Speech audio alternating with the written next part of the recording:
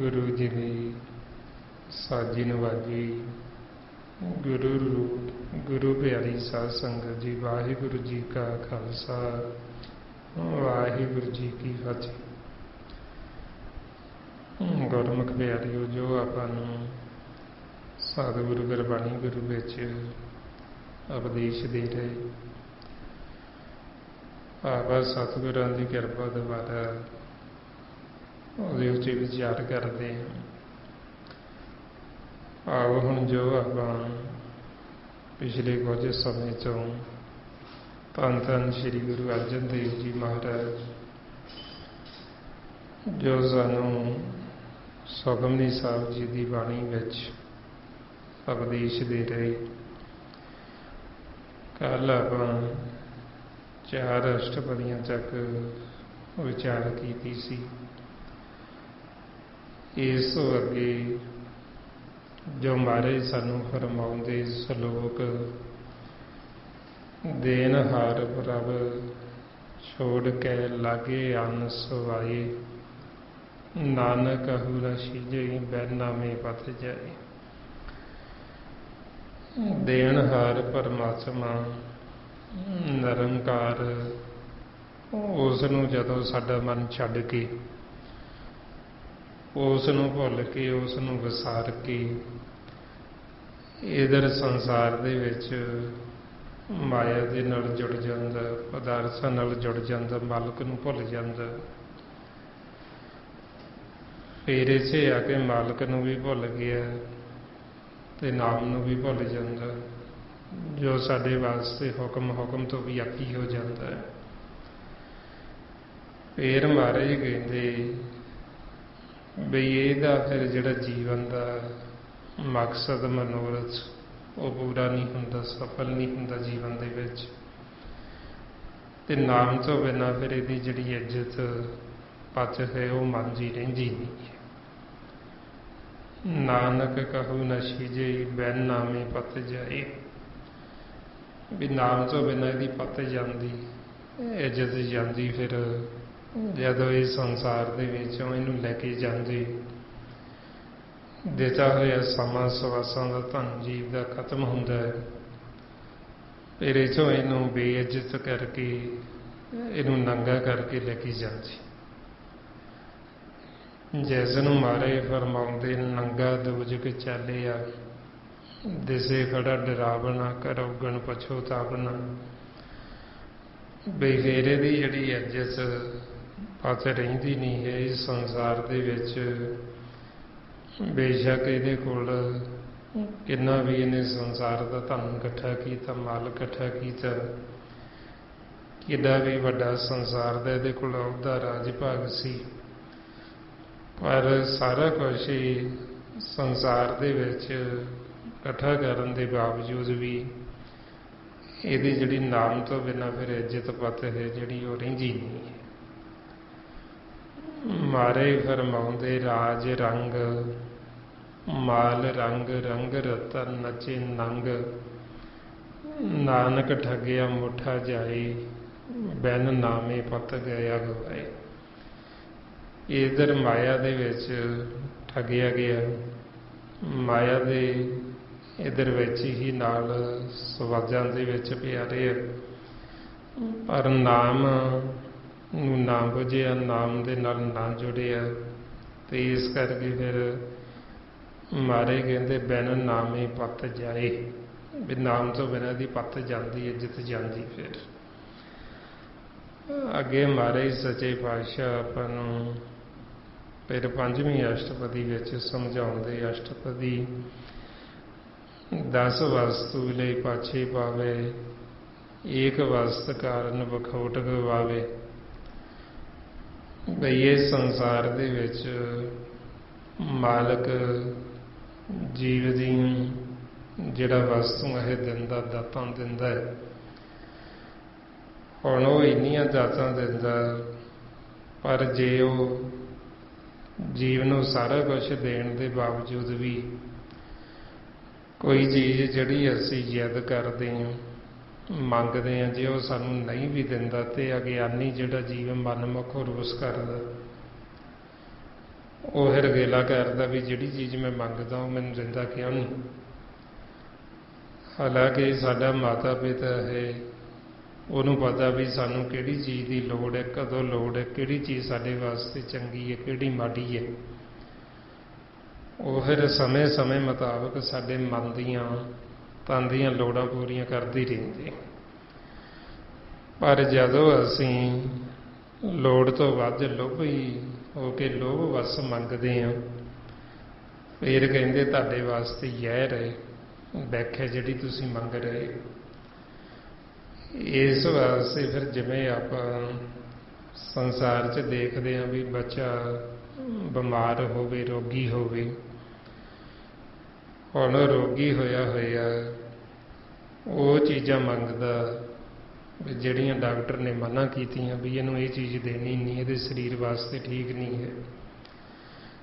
ਜੇ ਤੁਸੀਂ ਇਹਨੂੰ ਦਿਓਗੇ ਤੇ ਜਿਹੜੀ ਦਵਾਈ ਹੈ, ਦਵਾਈ ਕੰਮ ਨਹੀਂ ਕਰੇਗੀ, ਤਾਂ ਰੋਗ ਠੀਕ ਨਹੀਂ ਹੋਏਗਾ। ਉਹ ਫਿਰ ਬੱਚਾ ਹੁਣ ਰੋਗੀ ਹੈ, ਤੇ ਰੋਗ ਦੇ ਵਿੱਚ ਉਹ ਮੰਗਦਾ ਹੈ ਵੀ ਮੈਨੂੰ ਮਠਿਆਈ ਚਾਹੀਦੀ ਹੈ, ਮੈਨੂੰ ਤਲੀਆਂ ਹੋਈਆਂ ਚੀਜ਼ਾਂ ਚਾਹੀਦੀਆਂ ਖਾਣ ਵਾਸਤੇ। ਮਾਤਾ ਪਿਤਾ ਦਿੰਦੇ ਨਹੀਂ। ਇਹਦਾ ਮਤਲਬ ਇਹ ਨਹੀਂ ਹੈ ਵੀ ਮਾਤਾ ਪਿਤਾ ਦਾ ਆਪਦੇ ਬੱਚੇ ਨਾਲ ਪਿਆਰ ਨਹੀਂ ਹੈ, ਹਾਲਾਂਕਿ ਇਹਦੇ ਵਿੱਚ ਪਿਆਰ ਉਹਨਾਂ ਦਾ ਜ਼ਿਆਦਾ ਹੈ, ਇਸ ਕਰਕੇ ਉਹ ਨਹੀਂ ਦੇ ਰਹੇ, ਕਿਉਂਕਿ ਉਹਨਾਂ ਨੂੰ ਬੱਚੇ ਦੀ ਚਿੰਤਾ ਹੈ, ਫਿਕਰ ਹੈ ਵੀ ਇਹਦੀ ਸਿਹਤ ਵਾਸਤੇ ਚੀਜ਼ ਠੀਕ ਨਹੀਂ ਹੈ। ਇਸੇ ਤਰ੍ਹਾਂ ਹੀ ਫਿਰ ਜਦੋਂ ਅਸੀਂ ਲੋਭ ਵਸ ਹੋ ਕੇ ਮੰਗਦੇ ਹਾਂ, ਉਹਨੂੰ ਪਤਾ ਹੈ ਮਾਲਕ ਨੂੰ ਵੀ ਇਹਨਾਂ ਵਾਸਤੇ ਚੀਜ਼ ਠੀਕ ਨਹੀਂ ਹੈ, ਉਹ ਨਹੀਂ ਦਿੰਦਾ। ਬੱਚਾ ਰੋਂਦਾ ਵੀ ਹੈ, ਉਹ ਰੋ ਕੇ ਉਹ ਹਾੜੇ ਵੀ ਕੱਢਦਾ, ਬੇਨਤੀਆਂ ਵੀ ਕਰਦਾ, ਪਰ ਫਿਰ ਵੀ ਨਹੀਂ ਦਿੰਦੇ ਮਾਂ ਪਿਓ। ਇਸੇ ਤਰ੍ਹਾਂ ਹੀ ਫਿਰ ਮਹਾਰਾਜ ਜਿੱਥੇ ਦੱਸਦੇ ਵੀ ਇੱਕ ਵਸਤੂ ਫਿਰ ਜੇ ਉਹ ਨਹੀਂ ਦਿੰਦਾ ਮਾਲਕ, ਤੇ ਅਗਿਆਨੀ ਜਿਹੜਾ ਮਨ ਉਹ ਫਿਰ ਰੋਸ ਕਰਦਾ, ਉਹ ਗਿਲਾ ਕਰਦਾ ਹੈ। ਫਿਰ ਮਹਾਰਾਜ ਕਹਿੰਦੇ ਇੱਕ ਭੀ ਨਾ ਦੇ 10 ਭੀ ਹਿਰ ਲੇ, ਤੋ ਮੂੜਾ ਕਹੋ ਕਿਆ ਕਰੇ। ਵੀ ਜੇ ਉਹਨੇ 10 ਵਸਤੂਆਂ ਦਿੱਤੀਆਂ ਤੇ ਇੱਕ ਨਹੀਂ ਦਿੰਦਾ, ਤੇ ਮਨਮੁਖ ਜੀਵ ਰੋਸ ਕਰਦਾ, ਉਹ ਸਗਾ ਤੇ ਜਿਹੜਾ ਦਿੱਤਾ ਉਹਦਾ ਨਹੀਂ ਸ਼ੁਕਰਾਨਾ ਕਰਦਾ। ਇਹ ਨਹੀਂ ਸਮਝਦਾ ਵੀ ਜਿਹੜੀਆਂ ਚੀਜ਼ਾਂ ਮੈਨੂੰ ਦਿੱਤੀਆਂ ਮੈਂ ਸ਼ੁਕਰ ਕਰਾਂ, ਵੀ ਜੇ ਉਹ ਇਹ ਵੀ ਨਾ ਦਿੰਦਾ ਫਿਰ ਮੈਂ ਕੀ ਕਰਦਾ। ਜਾਂ ਜੇ ਉਹ ਸਾਨੂੰ ਇਹ ਨਾ ਦੇਵੇ ਤੇ ਫਿਰ ਵੀ ਅਸੀਂ ਕੀ ਕਰ ਲੈਣਾ, ਸਾਡਾ ਉਹਦੇ ਅੱਗੇ ਕਿਹੜਾ ਚਾਰਾ ਮਾਲਕ ਹੈ ਕੀ। ਇਸ ਵਾਸਤੇ ਫਿਰ ਸਾਨੂੰ ਕਹਿੰਦੇ ਵੀ ਜਿਹਦੇ ਅੱਗੇ ਸਾਡੀ ਕੋਈ ਪੇਸ਼ ਨਹੀਂ ਜਾਣੀ, ਜਿਹਦੇ ਅੱਗੇ ਸਾਡਾ ਕੋਈ ਚਾਰਾ ਨਹੀਂ ਚੱਲਣਾ, ਉਹਦੇ ਨਾਲ ਗਿਲਾ ਕਰਨ ਦਾ, ਰੋਸ ਕਰਨ ਦਾ ਕੋਈ ਫਾਇਦਾ ਨਹੀਂ ਹੈ। ਸਗੋਂ ਤੇ ਉਹਨੂੰ ਸਦਾ ਹੀ ਨਮਸਕਾਰ ਕਰਨੀ ਚਾਹੀਦੀ, ਮਾਲਕ ਨੂੰ ਸਦਾ ਹੀ ਉਹਦੇ ਅੱਗੇ ਸੀਸ ਝੁਕਾਉਣਾ ਚਾਹੀਦਾ। ਮਹਾਰਾਜ ਫਰਮਾਉਂਦੇ ਜਿਸ ਠਾਕਰ ਸਿਉ ਨਾਹੀ ਚਾਰਾ, ਤਾਕੋ ਕੀਜੇ ਸਦ ਨਮਸਕਾਰ।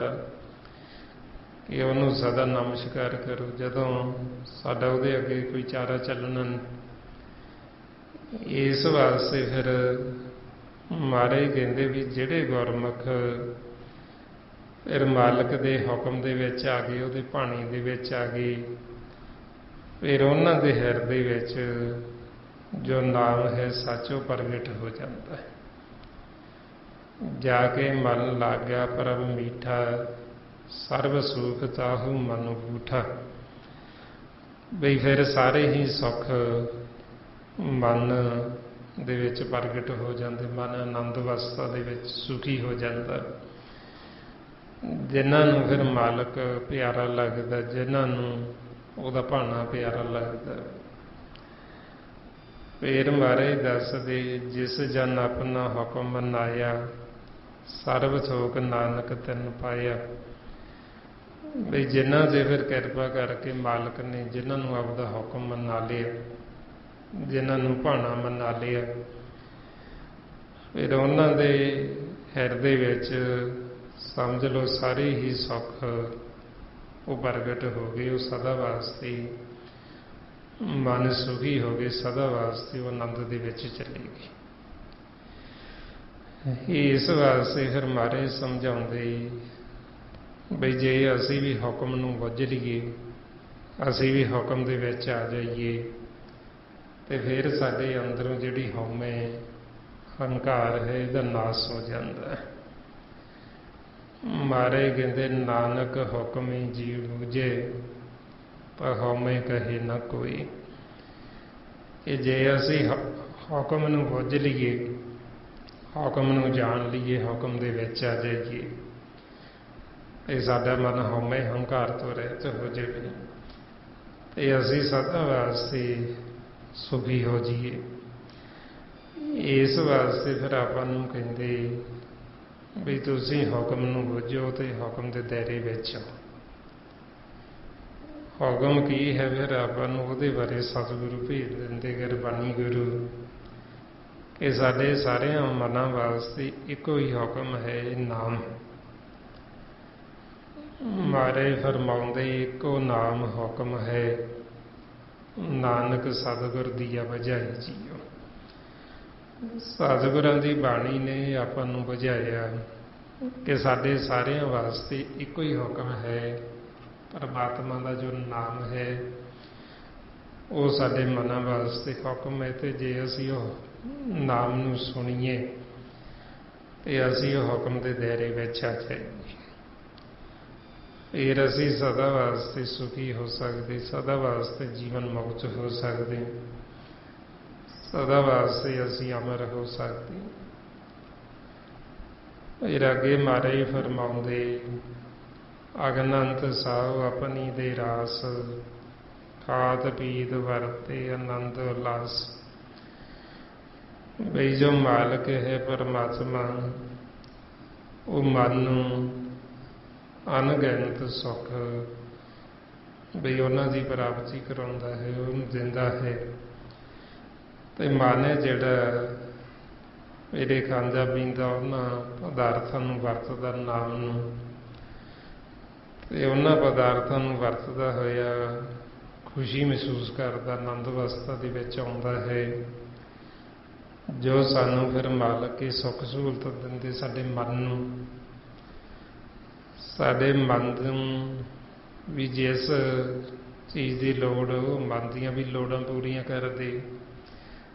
ਇਹ ਜੋ ਤਨ ਹੈ ਇਹ ਤਨ ਦੀਆਂ ਵੀ ਲੋੜਾਂ ਪੂਰੀਆਂ ਕਰਦੇ, ਤਨ ਵਾਸਤੇ ਵੀ ਸੁੱਖ ਸਹੂਲਤਾਂ ਦਿੰਦੇ। ਇਸ ਵਾਸਤੇ ਫਿਰ ਮਹਾਰਾਜ ਕਹਿੰਦੇ ਬਈ ਜੋ ਮਾਲਕ ਦੇਣ ਵਾਲਾ ਦਾਤਾ, ਅਸੀਂ ਉਹਦੀਆਂ ਦਾਤਾਂ ਨਾਲ ਤਾਂ ਪਿਆਰ ਪਾ ਲਿਆ, ਪਰ ਜਿਹੜਾ ਦੇਣ ਵਾਲਾ ਸੀ ਦਾਤਾਂ ਉਹਨੂੰ ਵਿਸਾਰ ਦਿੱਤਾ, ਉਹਨੂੰ ਭੁੱਲ ਗਏ। ਮਹਾਰਾਜ ਕਹਿੰਦੇ ਦਾਤ ਪਿਆਰੀ ਵਿਸਰਿਆ ਦਾਤਾਰਾ, ਕਿ ਦਾਤਾਂ ਤਾਂ ਪਿਆਰੀਆਂ ਲੱਗਣ ਲੱਗ ਗਈਆਂ, ਦਾਤਾਂ ਨਾਲ ਤਾਂ ਪਿਆਰ ਪਾ ਲਿਆ, ਪਰ ਉਹ ਜਿਹੜਾ ਦੇਣ ਵਾਲਾ ਸੀ ਉਸ ਨੂੰ ਭੁੱਲ ਗਏ, ਉਸ ਤੋਂ ਬੇਮੁਖ ਹੋ ਗਏ। ਫਿਰ ਮਹਾਰਾਜ ਕਹਿੰਦੇ ਆਪਣੀ ਅਮਾਨ ਕਛ ਬੌਰ ਸਾਹੁ ਲਈ, ਅਗਿਆਨੀ ਮਨ ਰੋਸ ਕਰੇ।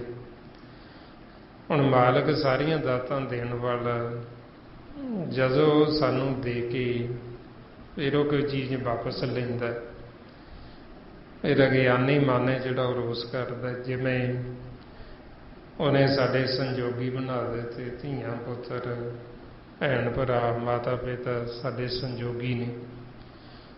ਹੁਣ ਜਦੋਂ ਸਾਡਾ ਸੰਜੋਗ ਜੋੜਦਾ ਤੇ ਦਿੱਤਾ ਹੋਇਆ ਸਮਾਂ ਜਦੋਂ ਖਤਮ ਹੁੰਦਾ ਵਾਪਸ ਬੁਲਾ ਲੈਂਦਾ।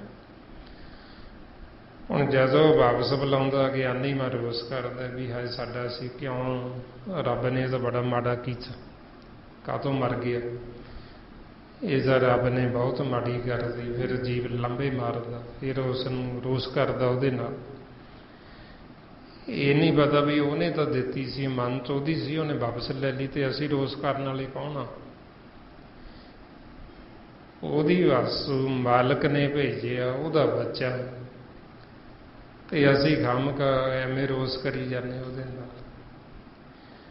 ਇਸ ਵਾਸਤੇ ਫਿਰ ਮਹਾਰਾਜ ਕਹਿੰਦੇ ਇਹ ਸਾਡੀ ਅਗਿਆਨਤਾ ਦੀ ਨਿਸ਼ਾਨੀ। ਇਹ ਅਗਿਆਨੀ ਜੀਵ, ਮਨਮੁਖ ਜੀਵ ਜਿਹੜਾ ਉਹ ਫਿਰ ਰੋਸ ਕਰਦਾ ਬਈ ਹਾਏ ਮੇਰੇ ਧੀਆਂ ਪੁੱਤਰ, ਹਾਏ ਮੇਰੇ ਭੈਣ ਭਰਾ ਕਾਹਤੋਂ ਚਲੇ ਗਏ। ਤੇ ਗਾਂ ਜੀਵ ਜਿਹੜੇ ਅਗਿਆਨੀ ਉਹ ਹਮਦਰਦੀ ਗਾਂ ਜਤਾਉਂਦੇ, ਆਪਦੇ ਆਪ ਤਾਂ ਬੜੀ ਸਿਆਣੀ ਗੱਲ ਕਰਨਗੇ ਉਹਦੇ ਕੋਲ ਜਾ ਕੇ, ਰੋਸ ਕਰਨਗੇ ਆ ਤਾਂ ਰੱਬ ਨੇ ਬੜਾ ਲੋੜਾ ਲੈ ਆਂਦਾ। ਮਤਲਬ ਕਿ ਵੀ ਇੱਥੋਂ ਸਾਡੀ ਅਗਿਆਨਤਾ ਦਾ ਪਤਾ ਲੱਗਦਾ ਵੀ ਅਸੀਂ ਕਿੱਡੇ ਮਨਮੁਖ, ਬਈ ਵਸਤੂ ਮਾਲਕ ਦੀ, ਮਾਲਕ ਨੇ ਭੇਜਿਆ ਜੀਵ ਨੂੰ ਤੇ ਉਹਨੇ ਵਾਪਸ ਬੁਲਾ ਲਏ, ਤੇ ਉਹਨੇ ਬੁਲਾਉਣਾ ਹੀ ਬੁਲਾਉਣਾ। ਜਦੋਂ ਉਹਨੇ ਭੇਜਿਆ ਉਹ ਵਾਪਸ ਵੀ ਬੁਲਾ ਸਕਦਾ। ਇਸ ਵਾਸਤੇ ਸਾਨੂੰ ਪਹਿਲਾਂ ਹੀ ਸਮਝਾਉਂਦੇ ਜੋ ਆਇਆ ਸੋ ਚੱਲ ਸੀ, ਸਭ ਕੋਈ ਆਈ ਵਾਰੀ, ਵੀ ਜਿਹੜਾ ਵੀ ਆਇਆ ਉਹਨੇ ਜਾਣਾ ਵੀ, ਉਹਦੀ ਵਾਰੀ ਆਉਣੀ ਆਉਣੀ। ਮਹਾਰਾਜ ਕਹਿੰਦੇ ਵੀ ਹੋਰ ਜੀਵ ਦੇ ਜਾਣ ਤੇ ਤਾਂ ਤੁਸੀਂ ਤਾਂ ਸੋਗ ਕਰੋ ਜੇ ਤੁਸੀਂ ਆਪ ਇੱਥੇ ਸਦਾ ਬੈਠੇ ਰਹਿਣਾ ਹੋਵੇ। ਜਦੋਂ ਤੁਸੀਂ ਆਪ ਨਹੀਂ ਬੈਠੇ ਰਹਿਣਾ ਤੇ ਫਿਰ ਤੁਸੀਂ ਕਾਹਦੇ ਲਈ ਸੋਗ, ਕਾਹਦੇ ਲਈ ਗਮੀ ਮਨਾਉਂਦੇ ਹੋ, ਕਾਹਦੇ ਲਈ ਦੁੱਖ ਮਨਾਉਂਦੇ, ਕਾਹਦੇ ਲਈ ਰੋਸ ਕਰਦੇ। ਮਹਾਰਾਜ ਕਹਿੰਦੇ ਅਬਰ ਮੁਏ ਕਿਆ ਰੋਸ ਕਰੀਜੇ, ਤਉ ਕੀਜੇ ਜੋ ਆਪਨ ਜੀਜੇ। ਬਈ ਹੋਰ ਜੀਵ ਦੇ ਜਾਣ ਤੇ ਤੁਸੀਂ ਕਾਹਦਾ ਸੋਗ ਕਰਦੇ ਹੋ, ਤਾਂ ਕਰੋ ਜੇ ਤੁਸੀਂ ਸਦਾ ਇੱਥੇ ਬੈਠੇ ਰਹਿਣਾ ਹੋਵੇ। ਤੁਸੀਂ ਤਾਂ ਆਪ ਨਹੀਂ ਇੱਥੇ ਰਹਿਣਾ, ਆਪ ਆਪਾਂ ਇੱਥੋਂ ਚਲੇ ਜਾਣਾ। ਪਰ ਜਿਹੜਾ ਗਿਆਨੀ ਜੀਵ ਮਨਮੁਖ, ਜਦੋਂ ਮਾਲਕ ਉਹ ਜੀਵ ਨੂੰ ਭੇਜਦਾ ਉਦੋਂ ਭੇਜਦਾ, ਉਹ ਆਪਦੀ ਮਰਜ਼ੀ ਨਾਲ, ਤੇ ਜਦੋਂ ਬੁਲਾਉਂਦਾ ਉਹਦਾ ਦਿੱਤਾ ਹੋਇਆ ਸਮਾਂ ਖਤਮ ਹੋ ਗਿਆ, ਉਹਨੇ ਬੁਲਾ ਲਿਆ ਵਾਪਸ। ਇਸ ਲਈ ਮਹਾਰਾਜ ਕਹਿੰਦੇ ਘੱਲੇ ਆਵੇ ਨਾਨਕ ਸਦੇ ਉਠੀ ਜਾਏ। ਜੋ ਉਹਦਾ ਘੱਲਿਆ ਜੀਵ ਆਉਂਦਾ ਤੇ ਜਦੋਂ ਸਾਦਾ ਵਾਪਸ ਚਲੇ ਜਾਂਦਾ। ਤੇ ਅਸੀਂ ਅਗਿਆਨੀ ਮਨ ਹੈ ਜਿਹੜਾ ਉਹ ਕਾਮ ਵਿੱਚ ਗੁੱਸਾ ਕਰਦਾ, ਰੋਸ ਕਰਦਾ ਤੇ ਹੋਰ ਦੁਖੀ ਹੁੰਦਾ, ਆਪਦਾ ਹੋਰ ਦੁੱਖ ਵਧਾ ਲੈਂਦਾ। ਫਿਰ ਮਹਾਰਾਜ ਅੱਗੇ ਦੱਸਦੇ ਆਪਣੀ ਪ੍ਰਤੀਤ ਆਪ ਹੀ ਖੋਵੇ, ਬਾਹਰ ਉਸਕਾ ਵਿਸ਼ਵਾਸ ਨਾ ਹੋਵੇ। ਇਸ ਤਰ੍ਹਾਂ ਅਸੀਂ ਰੋਸ ਕਰਕੇ ਮਾਲਕ ਨੂੰ ਤਾਨੇ ਮਿਹਣੇ ਮਾਰ ਕੇ ਆਪਦਾ ਜਿਹੜਾ ਭਰੋਸਾ, ਆਪਦਾ ਵਿਸ਼ਵਾਸ ਅਸੀਂ ਉਹ ਤੋਂ ਗਵਾ ਲੈਂਦੇ, ਮੁੜ ਕੇ ਉਹ ਸਾਡੇ ਤੇ ਪ੍ਰਤੀਤ ਨਹੀਂ ਕਰਦਾ, ਸਾਡੇ ਤੇ ਉਹ ਭਰੋਸਾ ਨਹੀਂ ਕਰਦਾ। ਹੁਣ ਮਹਾਰਾਜ ਸੱਚੇ ਪਾਤਸ਼ਾਹ ਕਹਿੰਦੇ ਵੀ ਅਸੀਂ ਆਪਦੀ ਜਿਹੜੀ ਪ੍ਰਤੀਤ ਉਹ ਤੋਂ ਖੋਈ ਬੈਠੇ, ਕਿਉਂਕਿ ਮਾਲਕ ਨੇ ਸਾਨੂੰ ਬੜਾ ਸੋਹਣਾ ਘਰ ਬਣਾ ਕੇ ਦਿੱਤਾ, ਨਿੱਜ ਮਹਿਲ, ਅਸੀਂ ਉਹ ਘਰ 'ਚ ਜਾਂਦੇ ਨਹੀਂ। ਮਾਲਕ ਨੇ ਸਾਡੇ ਵਾਸਤੇ ਉਹਦੇ ਸਾਰੀਆਂ ਸੁੱਖ ਸਹੂਲਤਾਂ ਰੱਖੀਆਂ, ਉਹ ਅਸੀਂ ਸੁੱਖ ਸਹੂਲਤਾਂ ਦਾ ਆਨੰਦ ਨਹੀਂ ਮਾਣਦੇ। ਅਸੀਂ ਇੱਧਰ ਬਗਾਨੇ ਘਰ ਦੇ ਵਿੱਚ ਰਹਿਣ ਦੇ ਆਦੀ ਹੋ ਗਏ ਤੇ ਆਪਦੇ ਘਰ ਦੇ ਮਹਿਲ ਦੇ ਦਰ ਦੇ ਅੱਗੋਂ ਦੀ ਟੱਪ ਜਾਂਦੇ। ਮਾਲਕ ਸਾਨੂੰ ਆਵਾਜ਼ਾਂ ਮਾਰਦਾ ਵੀ ਘਰੇ ਆ ਜੋ, ਤੁਸੀਂ ਪਰਦੇਸ ਗਏ ਹੋ। ਨਾਲੇ ਅਸੀਂ ਦੁਖੀ ਵੀ ਹੋਈ ਜਾਂਦੇ। ਕਿੰਨੇ ਸੰਸਾਰ ਦੇ ਵਿੱਚ ਦੁੱਖ, ਕੋਈ ਜੀਵ ਕਿਸੇ ਤੋਂ ਦੁੱਖ, ਕੋਈ ਆਪਦੇ ਧੀਆਂ ਪੁੱਤਰਾਂ ਤੋਂ ਦੁਖੀ, ਕੋਈ ਆਪਦੇ ਭੈਣ ਭਰਾਵਾਂ ਤੋਂ ਦੁਖੀ, ਕੋਈ ਪਰਿਵਾਰ ਤੋਂ ਦੁਖੀ, ਕੋਈ ਮਾਂ ਪਿਓ ਤੋਂ ਦੁਖੀ, ਕੋਈ ਮਾਂ ਪਿਓ ਆਪਦੇ ਬੱਚਿਆਂ ਤੋਂ ਦੁਖੀ। ਅਸੀਂ ਇੱਧਰ ਦੁੱਖ ਵੀ ਭੋਗੀ ਜਾਂਦੇ ਹਾਂ ਤੇ ਅਸੀਂ ਇਹ ਦੁੱਖਾਂ ਨੂੰ ਛੱਡਣ ਨੂੰ ਨਹੀਂ ਤਿਆਰ। ਮਹਾਰਾਜ ਕਹਿੰਦੇ ਤੁਸੀਂ ਦੁਖੀ ਕਾਹਤੋਂ ਹੁੰਦੇ, ਤੁਸੀਂ ਘਰੇ ਆ ਜਾਓ, ਘਰੇ ਆ ਕੇ ਸੁੱਖ ਲਵੋ, ਨਾ ਦੁਖੀ ਹੋਵੋ। ਤੇ ਸਾਨੂੰ ਆਵਾਜ਼ ਦਿੰਦੇ ਵੀ ਤੁਸੀਂ ਪਰਦੇਸ ਗਏ ਹੋ, ਤੁਸੀਂ ਤਾਂ ਦੁਖੀ ਹੋ, ਤੁਸੀਂ ਆਪਦੇ ਘਰ ਆ ਜਾਓ। ਮਨ ਪਰਦੇਸੀ ਵੇ ਪਿਆਰੇ ਆਓ ਘਰੇ। ਹੁਣ ਮਨ ਹੈ ਜਿਹੜਾ ਇਹ ਪਰਦੇਸ 'ਚੋਂ ਜਾਣ ਨੂੰ ਤਿਆਰ ਨਹੀਂ, ਇੱਧਰ ਆਪਦੇ ਘਰ ਜਾਣ ਲਈ ਤਿਆਰ ਨਹੀਂ, ਘਰੇ ਜਾਂਦਾ ਨਹੀਂ, ਇਸ ਕਰਕੇ ਦੁੱਖ ਭੋਗਦਾ। ਹੁਣ ਜਦੋਂ ਮਾਲਕ ਫਿਰ ਘਰ ਬੁਲਾਉਂਦੇ, ਘਰ ਜਾਂਦਾ ਨਹੀਂ। ਇੱਧਰ ਇਹ ਪੰਜਾਂ ਦਾ ਸੰਗੀ ਬਣਿਆ ਹੋਇਆ, ਕਾਮ ਕ੍ਰੋਧ ਲੋਭ ਮੋਹ ਹੰਕਾਰ ਦਾ। ਇੱਧਰ ਇਹ ਜ਼ਹਿਰ ਲੈਣਾ ਸ਼ੁਰੂ ਕਰ ਦਿੰਦਾ, ਇੱਧਰ ਇਹ ਨਸ਼ਾ ਕਰਨਾ ਸ਼ੁਰੂ ਕਰ ਦਿੰਦਾ। ਜਿਵੇਂ ਹੁਣ ਕੋਈ ਜੀਵ, ਕੋਈ ਬੱਚਾ ਨਸ਼ਾ ਇੱਧਰ ਸੰਸਾਰ 'ਚ ਬਾਹਰੀ ਕਰਨ ਲੱਗ ਜਾਂਦਾ, ਫਿਰ ਉਹ ਪਤਾ ਤਾਂ ਲੱਗ ਹੀ ਜਾਂਦਾ ਮਾਂ ਪਿਓ ਨੂੰ। ਫਿਰ ਉਹ ਮਾਤਾ ਪਿਤਾ ਉਹਦੇ 'ਤੇ ਭਰੋਸਾ ਨਹੀਂ ਕਰਦੇ, ਉਹ ਉਹਨਾਂ ਤੋਂ ਕੋਈ ਚੀਜ਼ ਮੰਗੇ ਉਹ ਦਿੰਦੇ ਨਹੀਂ। ਉਹ ਕਹੇ ਮੈਨੂੰ ਖਰਚ ਚਾਹੀਦਾ, ਪੈਸੇ ਦਿਓ, ਉਹ ਦਿੰਦੇ ਨਹੀਂ। ਉਹਨਾਂ ਨੂੰ ਪਤਾ ਵੀ ਇਹਨੇ ਨਸ਼ਾ ਕਰਨਾ। ਉਹ ਆਪਦੀ ਜਿਹੜੀ ਪ੍ਰਤੀਤ ਉਹ ਮਾਂ ਪਿਓ ਤੋਂ ਗਵਾ ਲੈਂਦਾ, ਉਹ ਫਿਰ ਉਹਦੇ 'ਤੇ ਭਰੋਸਾ ਨਹੀਂ ਕਰਦੇ। ਇਸੇ ਤਰ੍ਹਾਂ ਹੀ ਸਾਡਾ ਮਨ ਇੱਧਰ ਆ ਕੇ ਫਿਰ ਇਹ ਜਦੋਂ ਇਹਨਾਂ ਦਾ ਸੰਗੀ ਬਣ ਜਾਂਦਾ, ਕਾਮ ਕ੍ਰੋਧ ਲੋਭ ਮੋਹ ਹੰਕਾਰ ਦਾ, ਫਿਰ ਇਹਨੂੰ ਨਸ਼ਾ ਦੇਣਾ ਸ਼ੁਰੂ ਕਰ ਦਿੰਦਾ, ਜ਼ਹਿਰ। ਫਿਰ ਇਹ ਜ਼ਹਿਰ ਦਾ ਆਦੀ ਹੋ ਜਾਂਦਾ, ਫਿਰ ਇਹਨੂੰ ਜ਼ਹਿਰ ਚੜਿਆ ਹੋਇਆ ਦੀ ਸੁੱਧ ਬੁੱਧ ਮਾਰੀ ਜਾਂਦੀ। ਇਹ ਅੱਖਾਂ 'ਚੋਂ ਅੰਨਾ ਹੋ ਜਾਂਦਾ, ਕੰਨਾਂ ਤੋਂ ਬੋਲਾ ਹੋ ਜਾਂਦਾ, ਫਿਰ ਮੁੱਖ 'ਚੋਂ ਇਹ ਤੋਂ ਬੋਲਿਆ ਨਹੀਂ ਜਾਂਦਾ, ਮਾਲਕ ਦੇ ਗੁਣ ਨਹੀਂ ਗਾਉਂਦਾ। ਫਿਰ ਮਾਤਾ ਪਿਤਾ ਇਹਦੇ 'ਤੇ ਭਰੋਸਾ ਨਹੀਂ ਕਰਦੇ, ਇਸੇ ਪ੍ਰਤੀਤ ਨਹੀਂ ਕਰਦੇ ਵੀ ਇਹ ਤਾਂ ਹੁਣ ਨਸ਼ਾ ਕਰਨ ਦਾ ਆਦੀ ਹੋ ਗਿਆ, ਘਰੇ ਆਉਂਦਾ ਹੀ ਨਹੀਂ। ਜਿਵੇਂ ਨਸ਼ੇੜੀ ਜੀਵ, ਉਹ ਘਰੇ ਵੜਦਾ ਹੀ ਨਹੀਂ। ਉਹਨੇ ਦੇਖਣਾ ਵੀ ਕਿਹੜਾ ਸਮਾਂ ਹੋਵੇ ਮੈਂ ਘਰੋਂ ਬਾਹਰ ਨਿਕਲਾਂ ਤੇ ਬਾਹਰ ਜਾ ਕੇ ਵਜਾ ਫਟਾਫਟ ਨਸ਼ਾ ਕਰਾਂ।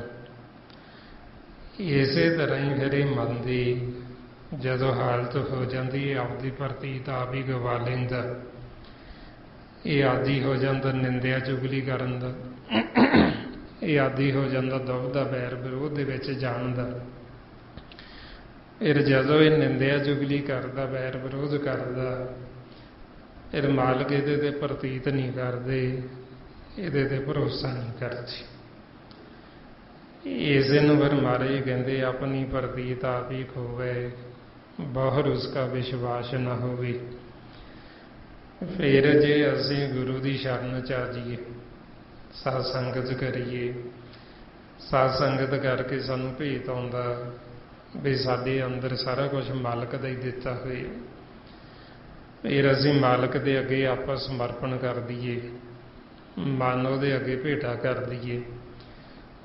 ਫਿਰ ਮਹਾਰਾਜ ਸਾਡੇ 'ਤੇ ਕਿਰਪਾ ਕਰਦੇ, ਫਿਰ ਸਾਨੂੰ ਉਹ ਨਿਹਾਲ ਕਰ ਦਿੰਦੇ, ਫਿਰ ਸਾਡੇ 'ਤੇ ਪ੍ਰਸੰਨ ਹੋ ਜਾਂਦੇ, ਸਾਡੇ 'ਤੇ ਖੁਸ਼ ਹੋ ਜਾਂਦੇ।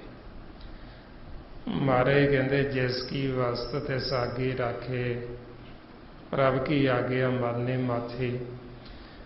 ਵੀ ਮਾਲਕ ਦੀ ਜਿਹੜੀ ਆਗਿਆ ਉਸ ਨੂੰ ਫਿਰ ਸਤ ਸਤ ਕਰਕੇ ਮੰਨੇ। ਗੁਰੂ ਦੇ ਬਚਨ, ਸੰਤਾਂ ਦੇ ਬਚਨ, ਉਹਨਾਂ ਨੂੰ ਸਤ ਸਤ ਕਰਕੇ ਮੰਨੇ, ਉਹਨਾਂ ਦੇ ਬਚਨਾਂ ਨੂੰ ਕਮਾਵੇ। ਤੇ ਫਿਰ ਮਾਲਕ ਉਸ ਤੋਂ ਹੋਰ ਚੌਗੁਣੀ ਕਿਰਪਾ ਕਰਦਾ। ਫਿਰ ਉਹ ਸਦਾ ਦਿਆਲੂ ਹੈ, ਸਦਾ ਕਿਰਪਾਲੂ, ਉਹ ਸਾਨੂੰ ਫਿਰ ਬਖਸ਼ ਲੈਂਦਾ।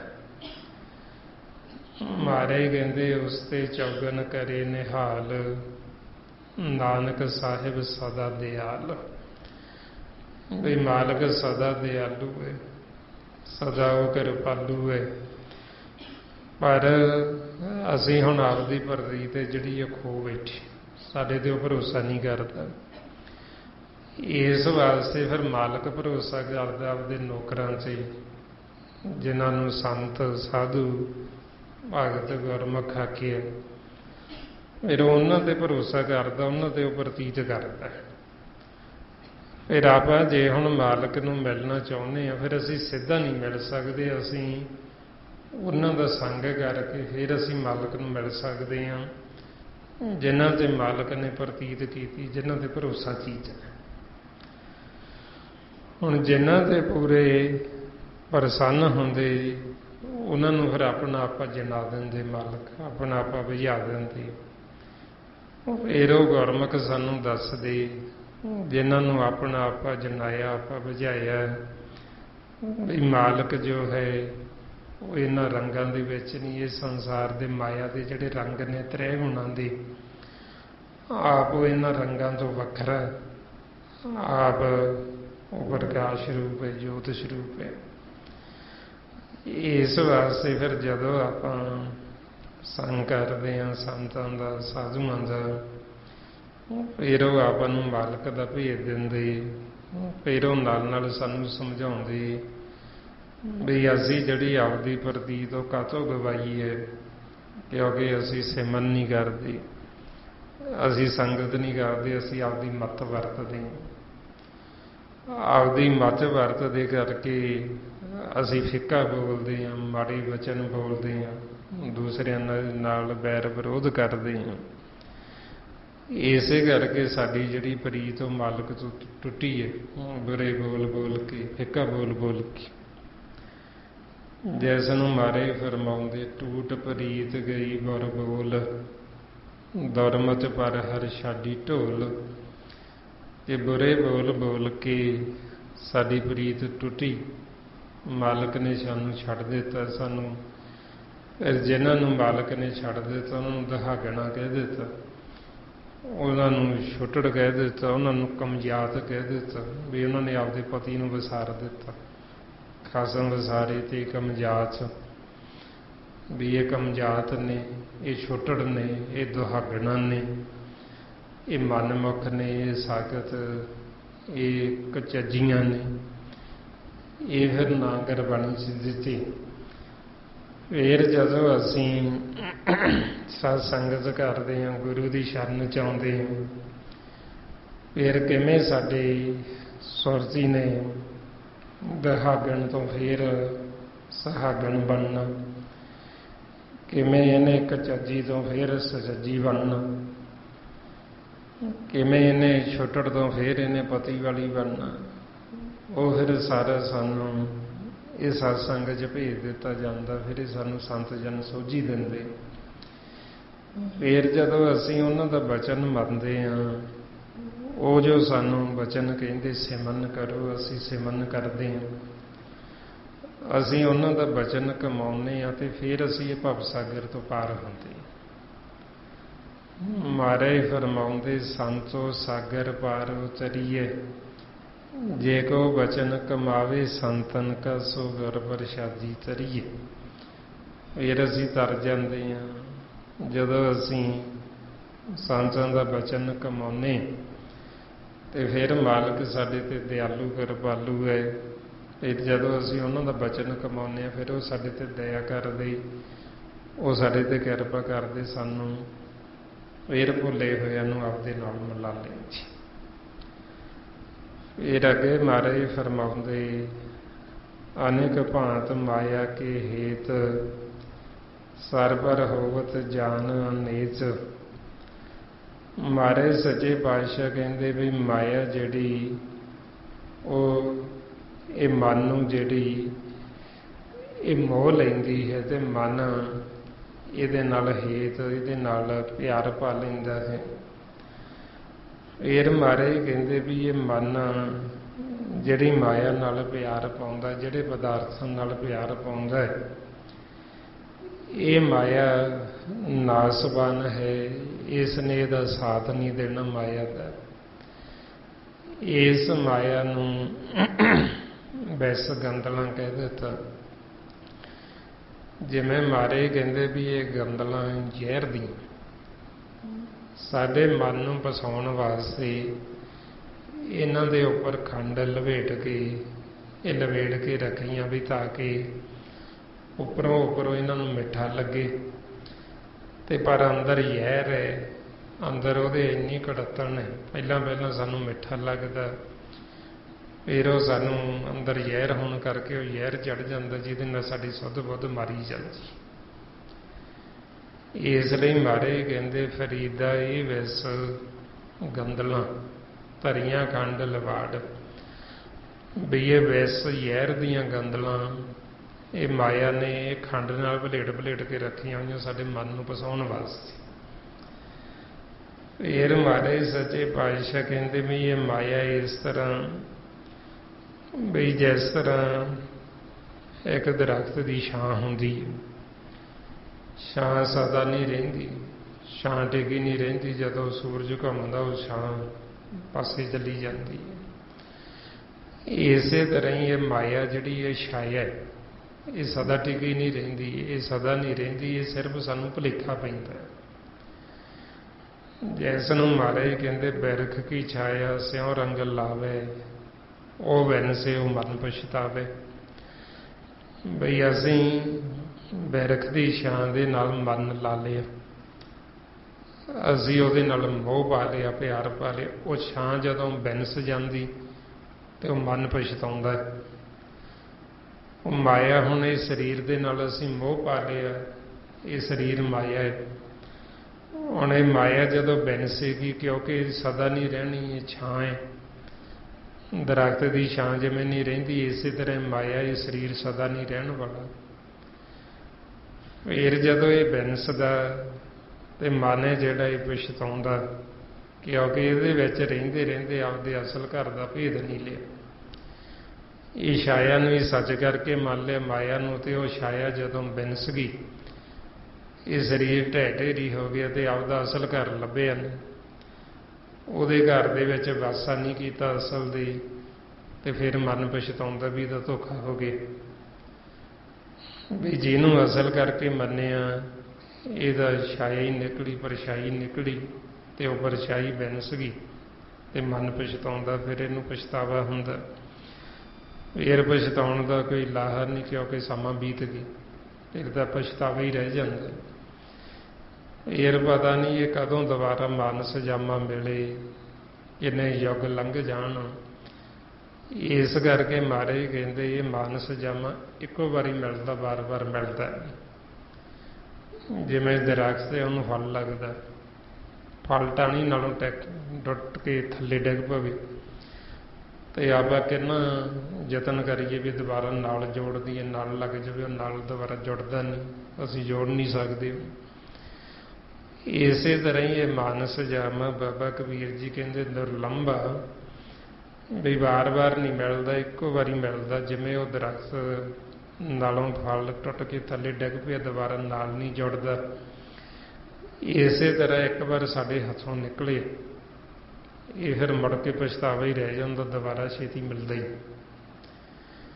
ਮਹਾਰਾਜ ਫਰਮਾਉਂਦੇ ਕਬੀਰ ਮਾਨਸ ਜਨਮ ਦੁਰਲੰਭ ਹੈ, ਹੋਏ ਨ ਬਾਰੇ ਬਾਰ, ਜਿਉਂ ਬਨ ਫਲ ਪਾਕੇ ਭੋਏ ਗਰੇ, ਬੌਰ ਨ ਲਾਗੇ ਡਾਰ। ਇਹ ਜਿਸ ਤਰ੍ਹਾਂ ਉਹ ਨਹੀਂ ਦੁਬਾਰਾ ਫਲ ਨਾਲ ਲੱਗਦਾ, ਇਸੇ ਤਰ੍ਹਾਂ ਇੱਕ ਵਾਰ ਮਾਨਸ ਜਾਮਾ ਸਾਡੇ ਹੱਥੋਂ ਨਿਕਲਿਆ ਫਿਰ ਸਾਨੂੰ ਵਾਰ-ਵਾਰ ਮਿਲਦਾ ਨਹੀਂ ਹੈ। ਇਸ ਲਈ ਫਿਰ ਮਹਾਰਾਜ ਅੱਗੇ ਦੱਸਦੇ ਕਹਿੰਦੇ ਜੋ ਦੀਸੇ ਸੋ ਚਾਲਨ ਹਾਰ, ਲਵਟ ਰਿਓ ਤੇ ਅੰਧ ਅੰਧਾਰ। ਵੀ ਜੋ ਵੀ ਅਸੀਂ ਦੇਖਦੇ ਹਾਂ ਇੱਥੇ ਸਭ ਚੱਲਣਹਾਰ ਹੈ, ਕੋਈ ਚੀਜ਼ ਇੱਥੇ ਸਥਿਰ ਸਦਾ ਰਹਿਣ ਵਾਲੀ ਨਹੀਂ ਹੈ। ਆਪਣੇ ਸਾਹਮਣੇ ਜੀਵ ਆ ਰਹੇ ਜਾ ਰਹੇ, ਕਿੰਨੇ ਆਪਣੇ ਦੇਖਦੇ ਦੇਖਦੇ ਚਲੇ ਗਏ, ਤੇ ਆਪਾਂ ਨੂੰ ਸੱਚੇ ਪਾਤਸ਼ਾਹ ਕਹਿੰਦੇ ਵੀ ਤੁਸੀਂ ਫਿਰ ਵੀ ਜਿਹੜਾ ਮਨਮੁਖ ਨਾ ਹੋਇਆ ਜੀਵ, ਫਿਰ ਵੀ ਇਹਨੂੰ ਸੱਚ ਕਰਕੇ ਮੰਨਦਾ, ਫਿਰ ਵੀ ਇਹਨੂੰ ਛੱਡਣ ਨੂੰ ਤਿਆਰ ਨਹੀਂ ਹੈ। ਕਿੰਨੇ ਜੀਵ ਸਾਹਮਣੇ ਜਾਈ ਜਾ ਰਹੇ ਤੇ ਫਿਰ ਨਹੀਂ ਮੰਨਦਾ, ਫਿਰ ਵੀ ਮੰਨਣ ਨੂੰ ਤਿਆਰ ਨਹੀਂ। ਇਸ ਵਾਸਤੇ ਫਿਰ ਮਹਾਰਾਜ ਕਹਿੰਦੇ ਵੀ ਇਹ ਜਿਸ ਨੂੰ ਅਸੀਂ ਹੁਣ ਆਪਦਾ ਸਮਝਿਆ ਵੀ ਇਹ ਸਰੀਰ ਸਾਡਾ, ਇਹ ਘਰ-ਬਾਰ ਸਾਡਾ, ਇਹ ਧਰਤੀ ਜ਼ਮੀਨ ਜਾਇਦਾਦ ਸਾਡੀ, ਇਸੇ ਪਤਾ ਨਹੀਂ ਕਿੰਨੇ ਕੁ ਆਏ ਕਿੰਨੇ ਕੁ ਚਲੇ ਗਏ, ਇੱਥੇ ਦੀ ਉੱਥੇ ਹੀ ਆ ਧਰਤੀ। ਕਿੰਨੇ ਆਏ ਸਾਡੇ ਗਾਹਾਂ ਦਾਦੇ ਪੜਦਾਦੇ ਲਕੜਦਾਦੇ ਜਿਨ੍ਹਾਂ ਦਾ ਸਾਨੂੰ ਨਾਂ ਤੱਕ ਨਹੀਂ ਚੇਤੇ, ਕਿੰਨੇ ਆਏ ਇੱਥੇ ਆ ਕੇ ਬਣਾ ਕੇ ਆ ਛੱਡ ਕੇ ਚਲੇ ਗਏ ਇੱਥੋਂ। ਇਸ ਲਈ ਮਹਾਰਾਜ ਸੱਚੇ ਪਾਤਸ਼ਾਹ ਕਹਿੰਦੇ ਸੇਖ ਹਯਾਤੀ ਜਗ ਨਾ ਕੋਈ ਥਿਰ ਰਹੇ, ਜੈਸ ਆਸਣ ਹਮ ਵੈਸੇ ਕਿਤੇ ਬੈਸ ਗਏ।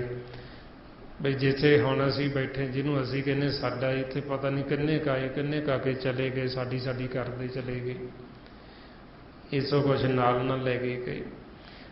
ਤੇ ਮਨ ਫੇਰ ਅੰਨਾ ਹੋਇਆ ਫੇਰ ਇਹ ਕਹਿੰਦਾ ਨਹੀਂ ਮੇਰਾ ਹੀ ਹੈ, ਮੈਂ ਨਹੀਂ ਜਾਣਾ ਇੱਥੋਂ। ਉਹ ਚਲੇ ਗਏ ਤਾਂ ਚਲੇ ਗਏ, ਹੁਣ ਉਹ ਨਹੀਂ ਨਾਲ ਲੈ ਕੇ ਗਏ ਤਾਂ ਨਹੀਂ ਲੈ ਕੇ ਗਏ ਹੋਣਗੇ, ਪਰ ਮੈਂ ਤਾਂ ਇੱਥੇ ਇਹਨੂੰ ਛੱਡਣਾ ਨਹੀਂ ਹੈ।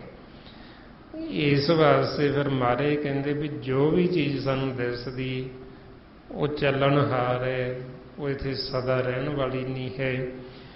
ਪਰ ਫਿਰ ਵੀ ਮਨ ਹੈ ਜਿਹੜਾ ਇਹਦੇ ਨਾਲ ਇੰਨਾ ਲਿਪਟਿਆ ਪਿਆ ਹੈ, ਇੰਨਾ ਇਹ ਮਾਇਆ ਦੇ ਵਿੱਚ ਅੰਨਾ ਹੋਇਆ, ਇੰਨਾ ਅਗਿਆਨਤਾ ਦੇ ਵਿੱਚ ਚਲਾ ਗਿਆ, ਇਸ ਤਰ੍ਹਾਂ ਮਾਇਆ ਦੇ ਨਾਲ ਚਿੰਬੜਿਆ ਵੀ ਜਿਵੇਂ ਕੰਧ ਦੇ ਨਾਲ ਮੂਰਤ ਚਿੰਬੜੀ ਹੁੰਦੀ ਹੈ। ਉਸ ਮੂਰਤ ਨੂੰ ਲਾਈਏ ਤੇ ਉਹ ਆਪਣਾ ਆਪਾ ਤਾਂ ਤਿਆਗ ਦਿੰਦੀ, ਪਰ ਉਹਨੂੰ ਛੱਡਦੀ ਨਹੀਂ ਕੰਧ ਨੂੰ ਦੁਬਾਰਾ ਨੂੰ। ਇਸੇ ਤਰ੍ਹਾਂ ਹੀ ਮਨ ਹੈ ਜਿਹੜਾ ਮਾਇਆ ਦੇ ਵਿੱਚ ਲਿਪਟਿਆ ਪਿਆ, ਇਹਦੇ ਵਿੱਚ ਜਾਨ ਤਾਂ ਗਵਾ ਜਾਂਦਾ, ਆਪਦਾ ਜੀਵਨ ਦੀ ਬਾਜੀ ਨੂੰ ਤਾਂ ਹਾਰ ਜਾਂਦਾ ਜੂਏ ਦੇ ਵਿੱਚ, ਪਰ ਇਹਨੂੰ ਛੱਡਣ ਨੂੰ ਤਿਆਰ ਨਹੀਂ। ਮਹਾਰਾਜ ਕਹਿੰਦੇ ਮਨ ਮਾਇਆ ਮੇ ਰਮ ਰਿਹੋ, ਨਿਕਸਤ ਨਾਹਿਨ ਮੀਤ, ਨਾਨਕ ਮੂਰਤ ਚਿੱਤਰ ਜਿਉ ਛਾੜਤ ਨਾਹਿਨ ਭੀਤ। ਵੀ ਜਿਵੇਂ ਉਹ ਚਿੱਤਰ ਤਸਵੀਰ ਉਹ ਮੂਰਤ ਕੰਧ ਨੂੰ ਨਹੀਂ ਛੱਡਦੀ, ਉਹ ਪਾੜ ਤਾਂ ਜਾਂਦੀ ਹੈ, ਆਪਣਾ ਆਪਾ ਤਾਂ ਤਿਆਗ ਦਿੰਦੀ, ਪਰ ਉਹ ਦੀਵਾਰ ਨੂੰ ਨਹੀਂ ਛੱਡਦੀ। ਇਸੇ ਤਰ੍ਹਾਂ ਹੀ ਮਨ ਮਾਇਆ ਦੇ ਵਿੱਚ ਇੰਨਾ ਲਿਪਟਿਆ ਪਿਆ ਹੈ, ਇੰਨਾ ਇਹਦੇ ਵਿੱਚ ਖੁੱਭਿਆ ਪਿਆ, ਇਹਨੂੰ ਛੱਡਣ ਨੂੰ ਤਿਆਰ ਨਹੀਂ ਹੈ। ਇਸ ਲਈ ਫਿਰ ਮਹਾਰਾਜ ਅੱਗੇ ਦੱਸਦੇ ਕਹਿੰਦੇ ਬਟਾਊ ਸਿਉ ਜੋ ਲਾਵੇ ਨੇ ਤਾ ਕੋ ਹੱਥ ਨਾ ਆਵੇ ਕਿ। ਵੀ ਇੱਧਰ ਇਹਨੇ ਮਾਇਆ ਦੇ ਨਾਲ ਨੇ ਲਾਇਆ, ਪਿਆਰ ਪਾਇਆ ਹੋਇਆ, ਪਰ ਇਹਦੇ ਹੱਥ ਵਿੱਚ ਆਉਣਾ ਕੁਛ ਨਹੀਂ। ਜਿੰਨਾ ਮਰਜ਼ੀ ਇੱਥੇ ਅਸੀਂ ਜੱਫੇ ਭਰ ਲਈਏ, ਜਿੰਨਾ ਮਰਜ਼ੀ ਅਸੀਂ ਕਰ ਲਈਏ ਵੀ ਮੇਰੀ ਹੈ ਮੇਰੀ ਹੈ, ਪਰ ਸਾਡੇ ਇੱਥੇ ਹੱਥ ਪੱਲੇ ਕੁਛ ਆਉਣ ਵਾਲਾ ਨਹੀਂ। ਇਸੇ ਅਸੀਂ ਖਾਲੀ ਹੱਥ ਆਏ ਹਾਂ ਤੇ ਖਾਲੀਆਂ ਨਹੀਂ ਇੱਥੋਂ ਵਾਪਸ ਜਾਣਾ। ਸਾਡੇ ਮਨ ਨੂੰ ਜਦੋਂ ਇੱਥੇ ਭੇਜਿਆ ਜਾਂਦਾ, ਨੰਗਾ ਭੇਜਿਆ ਜਾਂਦਾ, ਤੇ ਨੰਗੇ ਨੂੰ ਇੱਥੋਂ ਵਾਪਸ ਲੈ ਕੇ ਜਾਂਦੇ ਨੇ। ਇਸ ਲਈ ਮਹਾਰਾਜ ਕਹਿੰਦੇ ਨਾਂਗੇ ਆਵਣ ਨਾਂਗੇ ਜਾਣਾ, ਹਰ ਹੁਕਮ ਪਾਇਆ ਕਿ ਕੀਜੇ। ਬਈ ਜਦੋਂ ਮਨ ਨੂੰ ਭੇਜਿਆ ਜਾਂਦਾ, ਇੱਧਰ ਸਰੀਰ ਨਾਲ ਜੋੜਿਆ ਜਾਂਦਾ, ਉਦੋਂ ਇਹ ਨਗਨ ਅਵਸਥਾ 'ਚ ਹੁੰਦਾ, ਨੰਗਾ ਹੁੰਦਾ। ਤੇ ਇਹਨੂੰ ਮਾਲਕ ਕਹਿੰਦੇ ਵੀ ਹੁਣ ਤੂੰ ਨੰਗਾ ਚੱਲੇ, ਤੇ ਜਦੋਂ ਵਾਪਸ ਆਉਣਾ ਨੰਗੇ ਨਹੀਂ ਆਉਣਾ। ਇਸੇ ਤਰ੍ਹਾਂ ਕੁਛ ਨਾਲ ਨਹੀਂ ਲਿਜਾ ਸਕਦਾ।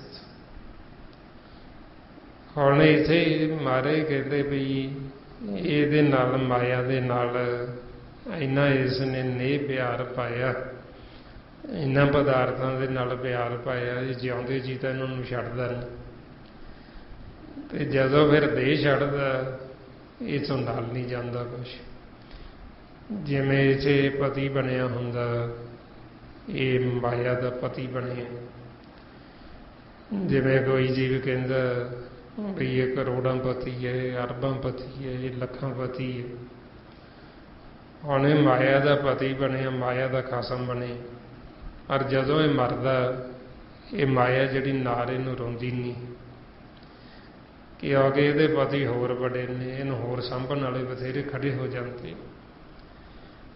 ਇਸ ਲਈ ਮਹਾਰਾਜ ਕਹਿੰਦੇ ਖਸਮ ਮਰੇ ਤੋ ਨਾਰ ਨਾ ਰੋਵੇ, ਉਸ ਰਖਵਾਲਾ ਹੋਰੇ ਹੋਵੇ। ਵੀ ਇਸੇ ਤਾਂ ਇਹ ਇੰਨਾ ਪਿਆਰ ਪਾਉਂਦਾ ਇਹਦੇ ਨਾਲ, ਇਹਨੂੰ ਛੱਡਣ ਨੂੰ ਤਿਆਰ ਨਹੀਂ। ਸਰੀਰ ਨੂੰ, ਮਾਇਆ ਨੂੰ, ਆਕਾਰ ਨੂੰ, ਹੋਰ ਦੁਨਿਆਵੀ ਪਦਾਰਥਾਂ ਨੂੰ। ਪਰ ਜਦੋਂ ਇਹ ਮਰ ਜਾਂਦਾ, ਇਹ ਨਾਰ ਜਿਹੜੀ ਮਾਇਆ ਇਹਨੂੰ ਰੋਂਦੀ ਕੋਈ ਨਹੀਂ, ਇਹਦੇ ਰਖਵਾਲੇ ਹੋਰ ਖੜੇ ਹੋ ਜਾਂਦੇ। ਉਦੋਂ ਹੀ ਰੌਲਾ ਪੈ ਜਾਂਦਾ, ਜਿਵੇਂ ਆਪਾਂ ਸੰਸਾਰ 'ਚ ਦੇਖਦੇ ਹਾਂ। ਹੁਣ ਇੱਕ ਬਜ਼ੁਰਗ ਦੇਹ ਛੱਡਦਾ, ਜੇ ਉਹਦੇ 2-3 ਜਵਾਕ ਹੋਣ, ਉਹਦਾ ਭੋਗਮ ਨਹੀਂ ਪੈਂਦਾ, ਹਜੇ ਪਹਿਲਾਂ ਹੀ ਉਹ ਰੌਲਾ ਪੈਣਾ ਸ਼ੁਰੂ ਹੋ ਜਾਂਦਾ ਵੀ ਆਹ ਮੈਨੂੰ ਚਾਹੀਦਾ, ਮੈਨੂੰ ਚਾਹੀਦਾ। ਤੇ ਜੇ ਪਹਿਲਾਂ ਹੀ ਅੱਡ ਬੈੱਡ ਨੇ ਤੇ ਉਹ ਫਿਰ ਵੀ ਰੌਲਾ ਪਾ ਲੈਂਦੇ ਵੀ ਆਹ ਇੰਨਾ ਖਰਚਾ ਤੂੰ ਕਰਨਾ, ਇੰਨਾ ਤੂੰ ਕਰਨਾ।